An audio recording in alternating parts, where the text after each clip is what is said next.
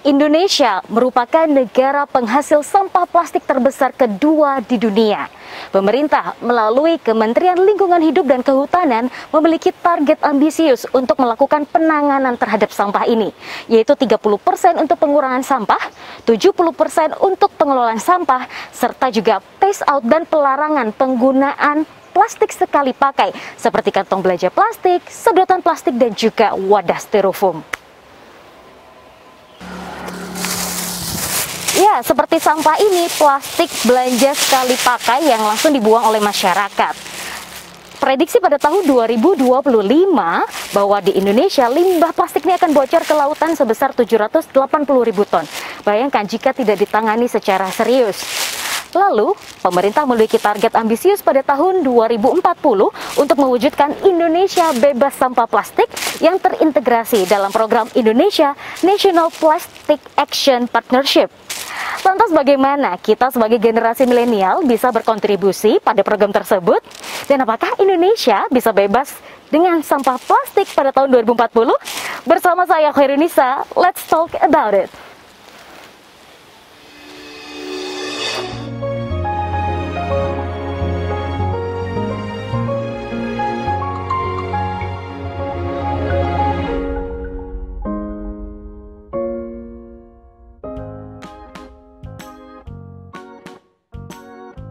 Ya pemirsa, pada episode kali ini kita kedatangan tamu spesial dari negeri kincir angin.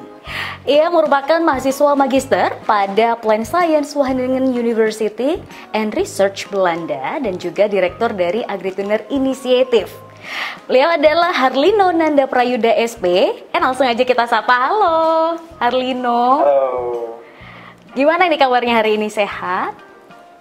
Sehat, alhamdulillah. Alhamdulillah. Sudah berapa lama ini di Belanda? Ini jalan udah hampir setahun, jadi berangkat Agustus tahun lalu, sekarang udah hampir setahun di sini. Oke, gimana nih? Pendidikan di sana seru atau menantang? Karena berangkat di masa pandemi juga, jadi udah mulai ngatur ekspektasi juga, kayak gimana bakal belajar di sini. Cuman ya ini yang lagi bisa dijalanin, dan sejauh ini memang fasilitas penunjang pendidikannya di sini juga cukup mumpuni untuk memberikan pendidikan yang sesuai gitu sih. Walaupun memang ada batasan-batasan yang sebelumnya bisa dijalanin, kayak misalnya praktikum dan kelas tatap muka juga jadi berkurang kan, kayak kita blended education, ada yang di kelas, ada yang self study gitu di rumah kayak gitu. Oke, termasuk praktikum bisa daring ya? Enggak ya? Iya, jadi kayak sekarang karena Harlino juga jurusannya Plant Science yang banyak melibatkan sama harus praktikum di lahan, misalnya di laboratorium, ini jadi sedikit terhambat. Jadi kayak sekarang itu praktiknya modelnya kita analisis data, kita dikasih kayak ini loh hasilnya kalau di lab seperti ini gambarannya, terus kita disuruh analisis. Jadi kayak dia di switch gitu, setidaknya kasih pengalaman lah gitu, tapi memang nggak se-full exposure-nya kalau kita melakukan langsung kayak gitu nih. Oke, siap-siap nih, semoga lancar ya studinya walaupun dalam keadaan seperti ini. Nah, hari ini kita mau bahas tema yang sebenarnya menarik karena ibaratnya setiap tahun ini selalu akan menjadi suatu pembahasan yang kayak nggak pernah mati gaya lah, karena memang selalu memberikan impact yang signifikan kepada lingkungan juga, yaitu tentang sampah plastik itu sendiri. Nah kayak gitu, sebelum kita ngomong jauh ke sana, kita ngomongin soal kayak sejarahnya lah ya. Pernah ditemukan oleh Sten Gustaf Thulin tahun 1959. Tujuannya sih baik buat ganti kantong kertas yang diambil dari tanaman, nah kemudian diganti sama plastik. Tapi kayaknya kok manusia pada salah kaprah, yang harusnya menyelamatkan lingkungan kok malah merusak. Nah kalau dari perspektif Harlino kayak gimana ya? Oh, ini pertanyaannya cukup tricky nih untuk dijawab, karena memang opini orang bisa bias banget, dan ini juga Harlino sebagai pribadi gitu, opini tentang plastik nggak anti banget sama plastik, cuman memang menyoroti bahwa penggunaannya ini perlu kita pikir ulang gitu, kayak bagaimana sih sebenarnya dia bisa digunakan untuk tidak mencemari lingkungan dan tidak memberikan dampak yang buruk gitu bagi lingkungan. Karena plastik ini manfaatnya banyak banget, baik banget gitu, terutama kayak misalkan tadi yang misalnya mengganti dari pakai kantong kertas gitu, yang itu mengakibatkan deforestasi, penebangan hutan gitu untuk menghasilkan itu, diganti sama plastik gitu, material lain yang lebih tahan gitu, karena plastik ini kan dia terbuatnya itu dari kayak turunan apa ya, fossil fuel, turunan apa tuh, bahan bakar fosil. Iya. Jadi dia memang katakanlah lebih murah gitu biaya produksinya. Jadi manfaatnya sebenarnya banyak banget. Cuman tadi manajemennya nih yang harus dibenerin gitu. Oke, apa mungkin ya waktu pertama kali memang dibuat tidak disampaikan atau mungkin memang masyarakatnya atau pemerintahnya memang tidak memberikan sekaligus dengan edukasinya gitu. Jadi kayak ya udah dijual secara marketingnya tuh distribusi massal tanpa ada penyampaian ini manfaatnya apa gitu. Kalau dari perspektif Harlino gimana tuh? Sepertinya kayak ya ketika plastik pertama ditemukan tentunya kayak itu adalah hal baru gitu kan bagi orang banyak dan penelitiannya pasti akan berjalan seterusnya dan kan setiap tahun apa ya dinamikanya akan berubah mungkin sampai sekarang juga kayak gerakan-gerakan untuk rethink memikirkan ulang bagaimana menggunakan plastik dan mengelolanya itu setelah digunakan itu kan kayak berkembang juga setiap tahun ada solusi-solusi baru. Jadi menurut Harlino ya itu berkembang dengan zamannya gitu. Jadi memang ya nggak mungkin atau ya ada kemungkinan ketika itu pernah ditemukan belum ada nih kayak pemikiran-pemikiran bahwa itu akan berdampak. Oke. Nah, kalau fenomena yang sekarang kan pandemi, ibaratnya plastik sudah telanjur nih lama digunain dan memberikan dampak negatif. Tapi kalau pandemi dipikir-pikir orang kan sekarang WFH, jarang nih yang ibaratnya beraktivitas di luar. Jadi aktivitasnya bukan lagi yang ibaratnya menggunakan kalau beli makanan udah kayak ya udah GoFood itu kan ada plastiknya. Terus beli misalnya di marketplace, Shopee kah, Tokped atau lain sebagainya. Packagingnya malah di double gitu. Nah, kalau plastik ini tidak digunakan sekali pakai, orang takut misalnya mungkin terinfeksi sama virus corona itu sendiri. Kalau dari perspektif Harlino gimana nih? Tidak bisa dipungkiri juga memang plastik tadi baik untuk banyak hal karena dia tahan lama dan juga apa ya? Kalau secara ilmiahnya banget kan dia bisa menghalangi itu kan kayak jadi antar mukanya antara si produk yang mau dibungkus gitu sama lingkungan luarnya gitu. Jadi emang plastik masih dianggap salah satu cara yang paling aman dan higienis untuk transportasi makanan gitu misalkan. Tapi di sisi lain kayak yang waktu tahun lalu masih sempat nih ngalamin apa ya order makanan secara online terus dibungkus double dan kayak di seal-nya itu yang emang harus digunting gitu. Jadi plastiknya ini setelah diantar ke kita, setelah kita pakai berarti nggak bisa dipakai ulang, gitu kan. Jadi ya sebenarnya nggak apa-apa gitu di lapis-lapis asalkan itu tadi masih kita pikirin gimana caranya untuk pakai ini kemudian hari gitu. Jadi memang nggak cuma untuk sekali pakainya itu yang benar-benar membebani lingkungan. Gitu sih sebenarnya. Oke, baik. Nah, Mas Lilno, kita masih akan ngomongin lanjut soal plastik ini, tapi di segmen berikutnya jangan kemana-mana, tetap di Let's Talk.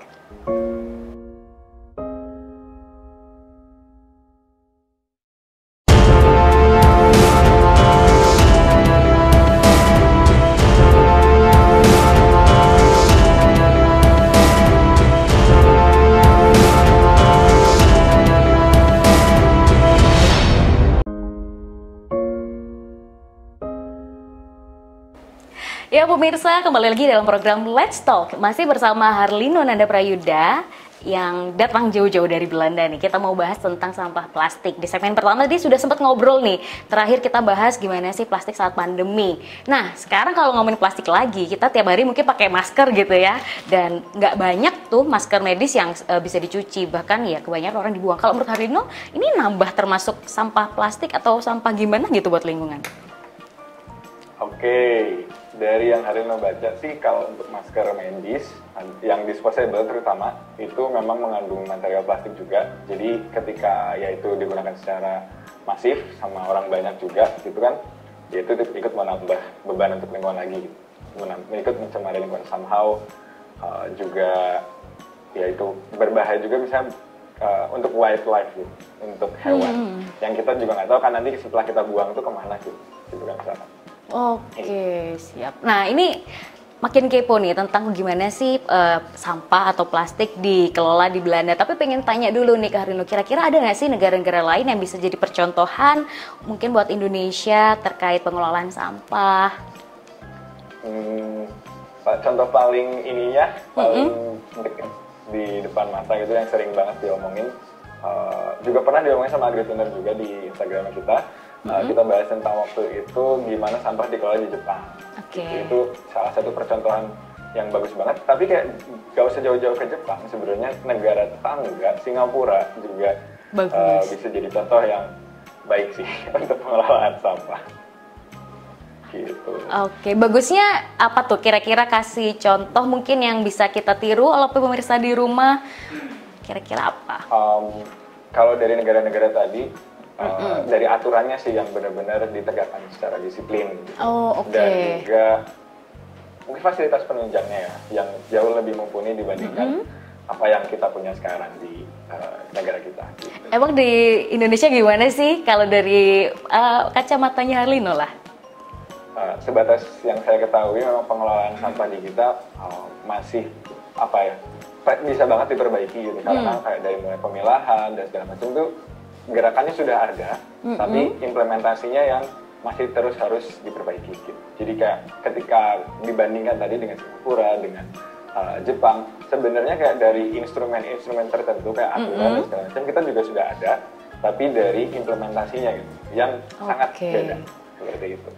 Kalau kebiasaan dari Harlino sendiri nih, waktu dulu di Indo, gimana sih kalau buang sampah sama sekarang udah ke Belanda? Kira-kira ada perubahan atau sama aja nih? Ini buat pribadi ya, maksudnya tidak ada fasilitas dari pemerintah, ibaratnya kayak di kos tuh kayak gimana sih buang sampahnya gitu.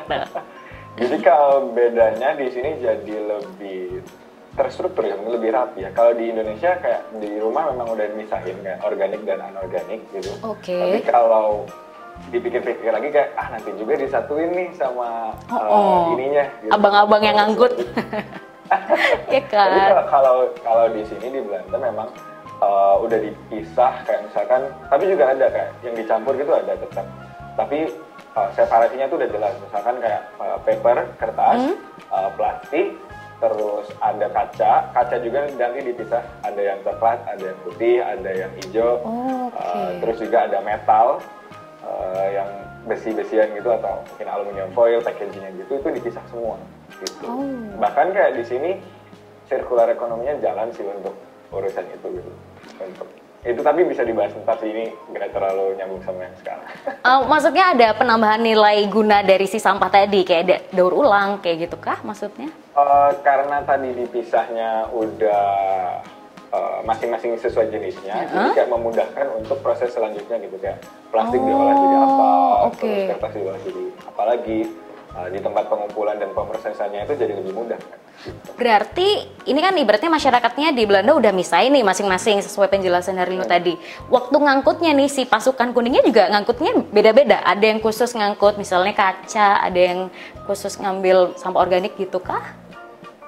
Sejauh yang Harlino tahu sih begitu. Jadi kayak memang dipisah karena nanti tujuan akhirnya itu berbeda gitu. Jadi kayak misalnya yang paper ke stasiun mana, yang plastik ke stasiun mana gitu memang beda. Gitu. Jadi kayak kalau yang di kampus sendiri ya kayak tempat sampahnya itu nanti kayak trash bag-nya kan beda-beda dan kayak warnanya sendiri beda gitu. Jadi misalkan disatukan pun kita lihat warnanya itu beda, oh berarti ini masuk mana gitu, lebih seperti itu.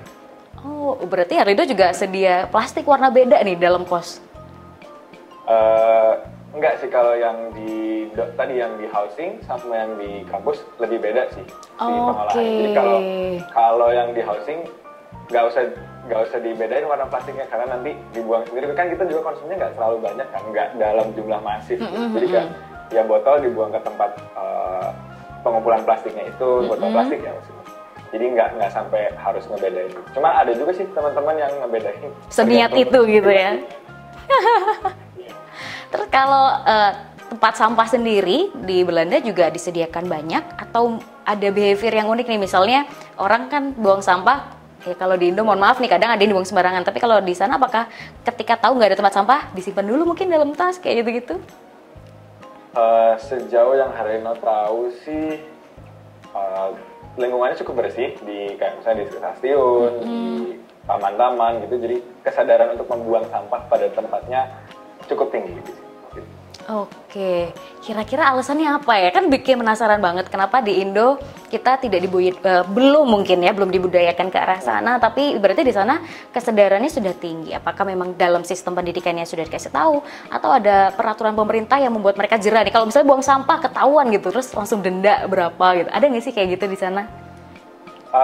Yang Halino tahu sih memang instrumen kayak tadi regulasinya itu ada gitu. Jadi dari situ yang membuat buang sampah itu memang harus pada tempatnya banget gitu untuk menghindari denda tadi. Dan memang kesadarannya dari masyarakat sini itu cukup baik memang. Untuk kayak misalnya tadi circular ekonominya kan jalan. Jadi dia kayak pengen si waste-nya ini tuh, si sampahnya ini tuh untuk punya nilai lagi tuh. Kayak gitu sih. Oke, nah kira-kira nih kayak peraturan pengelolaan sampah yang ada di Belanda kalau diterapin di Indo, possible nggak ya? Menurut Herlino? Nah, sangat possible kok. Jadi hal yang dilakukan di sini sebenarnya hal sederhana kan, kayak memilah sampah itu hal yang cukup sederhana untuk dilakukan. Dan bisa dimulai dari diri sendiri gitu. Jadi kayak itu bukan hal yang apa ya? Bisa dikatakan bukan hal yang sangat istimewa sampai kita nggak bisa melakukan itu juga kan, memilah sampah gitu. Tapi memang proses setelahnya dari memilah itu yang kita bisa jadi cukup ketinggalan gitu untuk banyak hal. Oke, kalau dengar cerita Herlino juga memang kayaknya pemerintah harus turun tangan nih, entah ngasih regulasi atau sesuatu yang kayak gimana. Nah, nanti di segmen berikutnya kita juga akan bahas gimana sih peran Herlino sebagai generasi milenial dalam Agrituner Inisiatif, tapi di segmen berikutnya jangan kemana-mana, tetap di Let's Talk.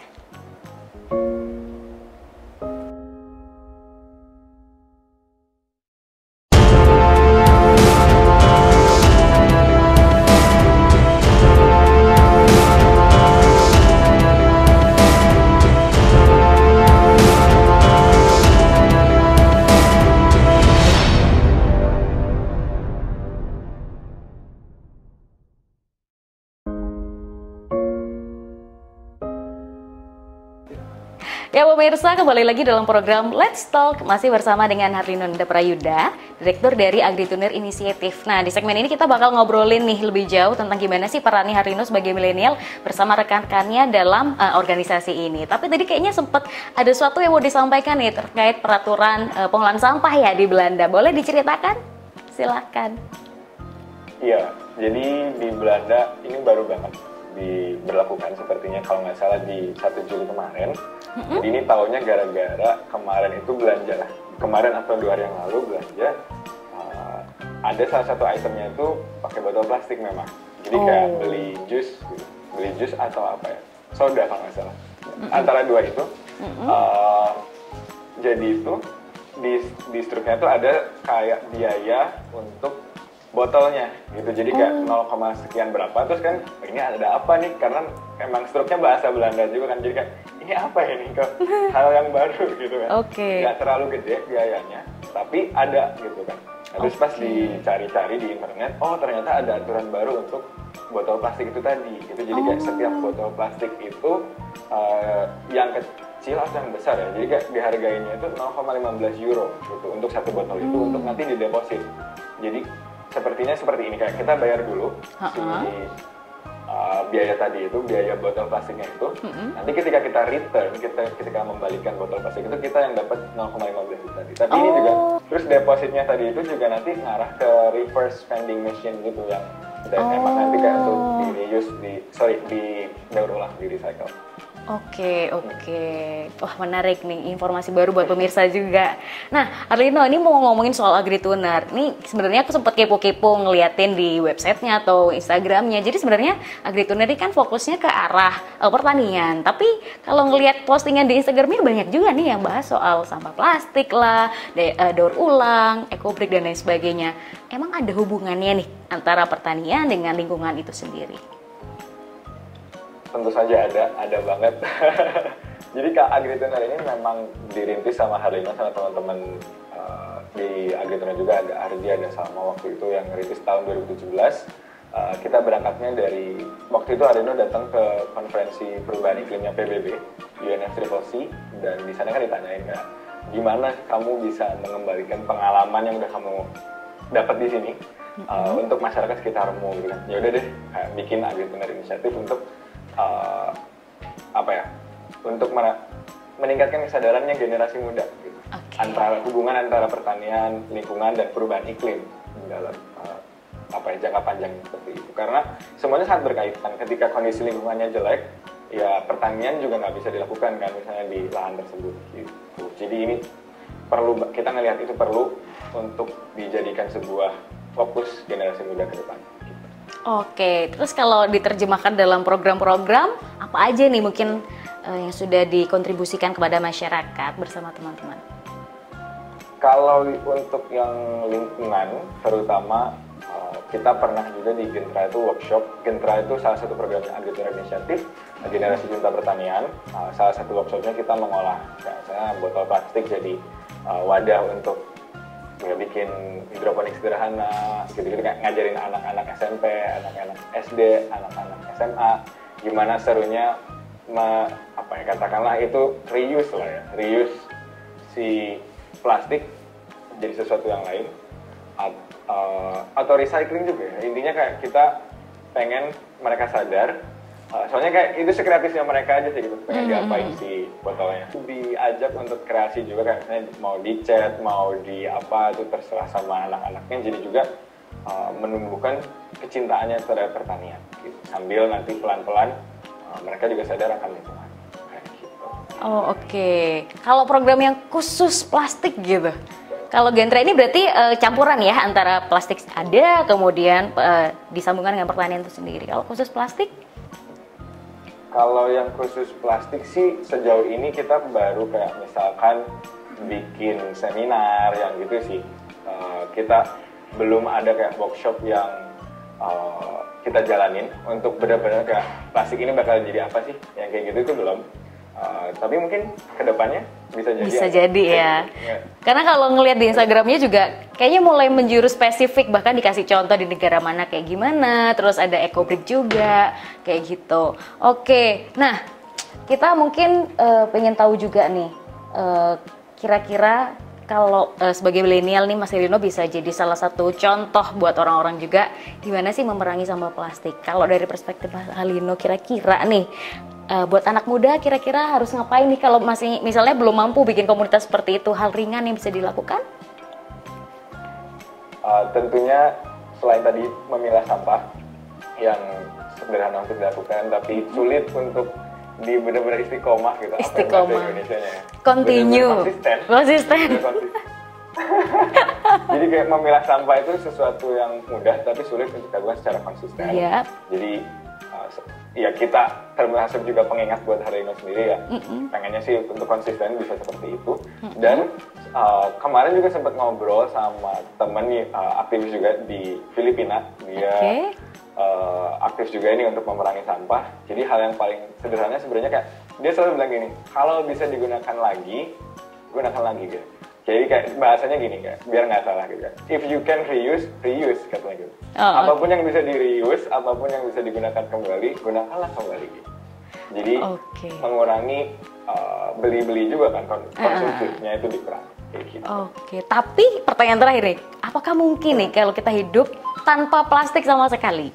Mungkinkah? Kalau bahasnya plastik secara umum berarti nggak mungkin. Gitu.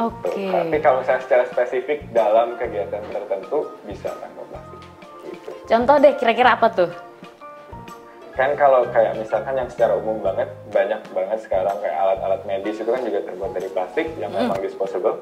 Kita nggak bisa untuk nggak sama plastik. Tapi kalau misalkan kayak tadi kegiatan belanja aja gitu kan, tas kantongnya kan ada alternatif lain selain plastik. Kayak gitu. Jadi kan itu bisa banget tanpa plastik, misalnya untuk kegiatan belanjanya, gitu. Membawa barang belanjaan. Gitu. Jadi ya untuk kegiatan-kegiatan tertentu bisa tanpa plastik. Tapi secara umum, secara general, ya nggak bisa. Itu menurut Herlino sih.